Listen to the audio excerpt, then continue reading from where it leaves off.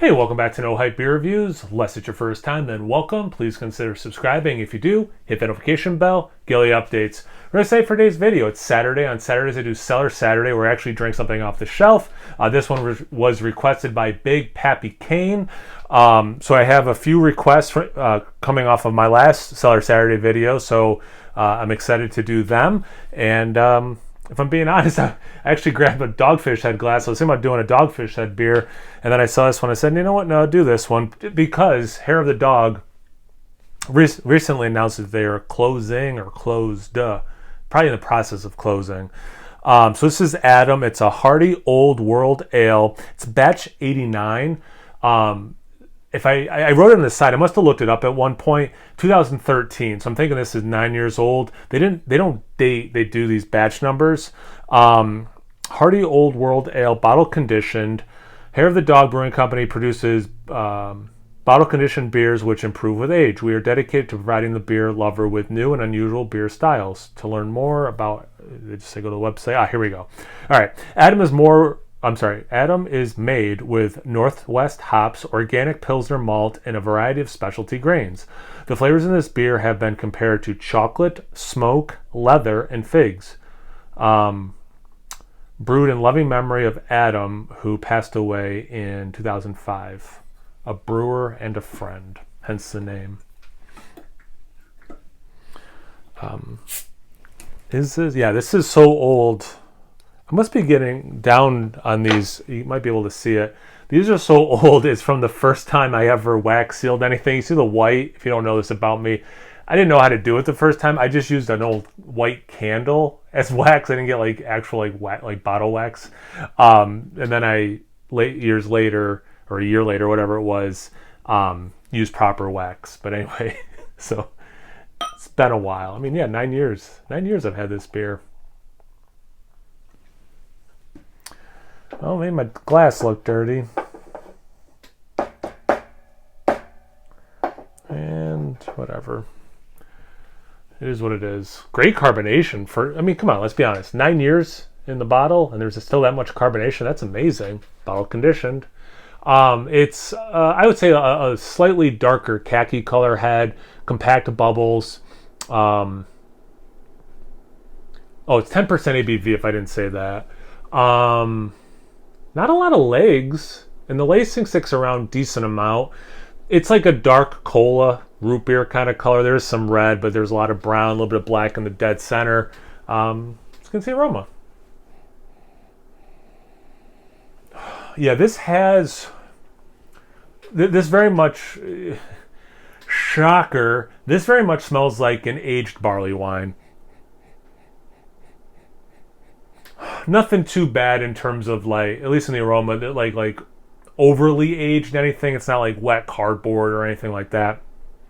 Love that leather note. It definitely got the notes of leather, molasses. You get some figs. There's caramel, and I said this in a different video, at least one time. But to me, it's more date-like, and if you eat a date, it really does taste like caramel.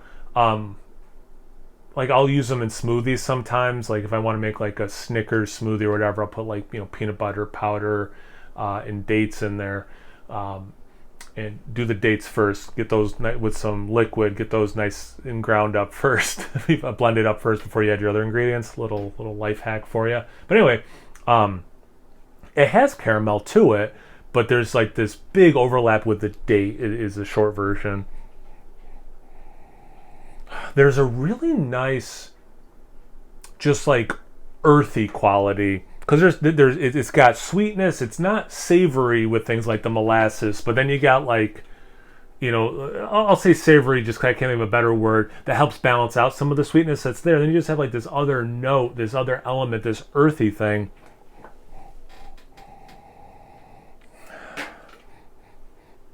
And if this makes sense, it smells like dead hops, or like a mint plant that has died. So there's still some of what that aroma should smell like, but then it's not as bright. brown bread. It's got that whole thing going. I love this aroma. I haven't even weighed in if I like how it smells or not. I love how this is smelling, which has me really excited for the taste. Cheers.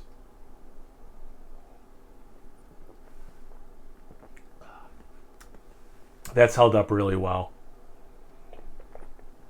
Yeah. If I could go back in time, I would have put this in the refrigerator. What is it? 62 degrees down here.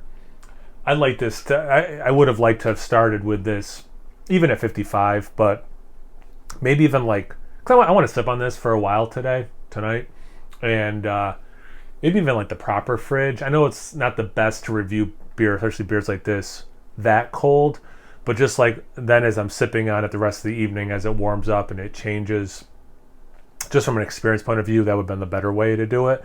But in terms of describing the flavors, having it this warm makes, I mean, it's just so open, you know. So from a beer reviewing point, and not just a selfishly enjoying a point, this is actually a great temperature to be drinking this at. One thing I did not get in the aroma, because it has everything from the aroma. Nice chocolate, and I didn't pick up chocolate at all. It's not a particularly sweet chocolate, and it is dark chocolate-y. And just like the aroma, like when I was talking about like the caramel or the date note, and like how there is sweetness, but not too much sweetness, it's really not that sweet of a beer, but you're getting like caramel doesn't taste just like sugar. Obviously, it has its own taste, and that taste, and part of that taste is sweetness, but then there's other flavors going on.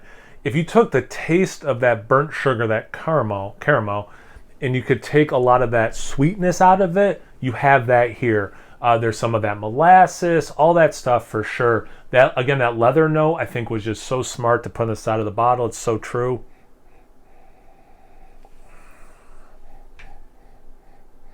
You know what's interesting? The thing that when I smell it that interests me the most, when I was talking about like that dead hop, that dead mint leaf, mint plant, of everything else going on, that's the thing I'm like globbing onto, is just like the coolest and most unique thing. Like, not even unique. I've never thought of it that way, and I've smelled that exact thing in like older barley wines, older quads, you know.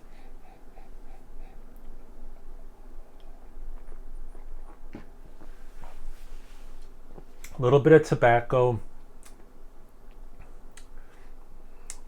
a little like roasty, maybe not quite smoky, like somewhere in there. I'm like speaking softer because it's such a soft note of this beer.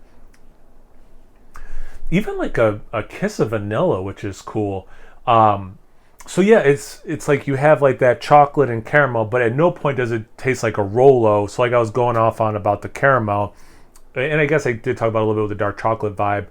The elements of this beer that make your brain think of sweet things, it is a lot of those flavors, but again with that sweetness dialed down quite a bit. It's not a sweet beer, but again it's also not savory. It's not like soy saucy, but I just can't think of a better word, like the opposite of sweetness, which makes me think savory, but it has a lot of that. I don't know. I really like this beer.